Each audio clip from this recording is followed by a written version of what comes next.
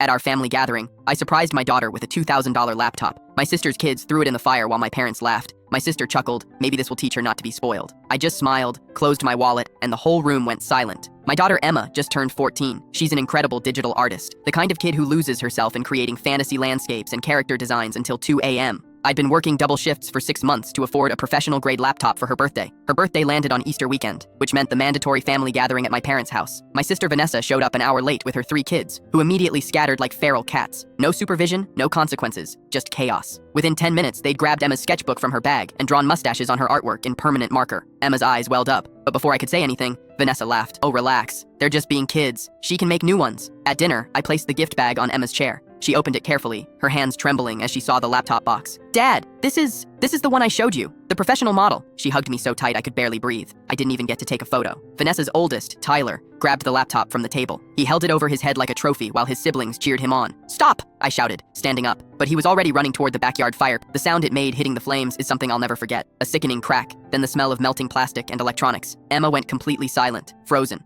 watching 6 months of my overtime literally burn. That's when I heard it. Laughter. Vanessa was laughing. My mother was chuckling behind her wine glass. My father shook his head with a smile and said, maybe that'll teach her not to be spoiled. Kids these days expect everything handed to them. Emma's face crumpled, tears streaming down silently. She looked at me like I could fix this, like I could rewind time, but I couldn't. All I could do was watch my entire family treat her pain like entertainment. I picked up the destroyed laptop with a dish towel, the melted casing still hot, set it on the table. Then I looked directly at Vanessa, who was smirking at me with that same entitled expression she'd worn our entire lives. She shrugged. It's just a computer. You can buy another one. Maybe get her something practical instead of spoiling her rotten. I didn't yell. I didn't argue. I just smiled. That calm, cold smile that made the entire room go quiet because they knew something was coming. I pulled out my phone and opened my banking app. Right there at the dinner table, I transferred the $2,000 that was sitting in our joint family emergency fund, the one I'd been contributing to for years, into my personal account. Then I removed myself as the account holder entirely. What are you doing? My mother asked, her voice tight. Closing my wallet, I said simply. My father's face went red. Don't be dramatic. They're just kids, and Emma's just a kid, I replied. The one you laughed at. I stood up and guided Emma toward the door. My mother tried to block us. You can't just leave. We're family. Family doesn't laugh when someone destroys 6 months of overtime in 30 seconds, I said. Family doesn't call a thoughtful gift spoiling. You made your choice clear today. Vanessa finally looked nervous. You're seriously going to hold a grudge over a laptop? I paused at the door. No, Vanessa. I'm going to hold a grudge over you teaching your kids that destroying other people's property is funny, and my parents agreeing with you. There's a difference. We left. The next day, my mother called, asking me to help with Vanessa's rent, like she did every few months. I said no. The calls kept coming. The guilt trips intensified. But every time I thought about giving in, I remembered Emma's face as she watched that laptop burn while her own grandparents laughed. I bought Emma an even better laptop 2 months later. She's thriving now, taking commissions, building a portfolio, and she's never asked to attend another family gathering. Sometimes the best thing you can do for your kid is show them that their pain matters more than keeping the peace.